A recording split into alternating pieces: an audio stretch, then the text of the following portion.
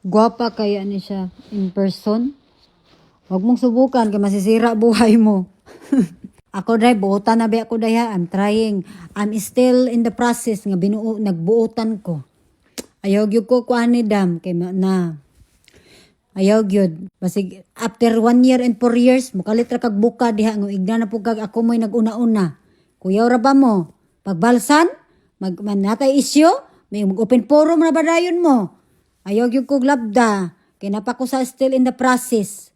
Palihog ko madam bi kay naku madam.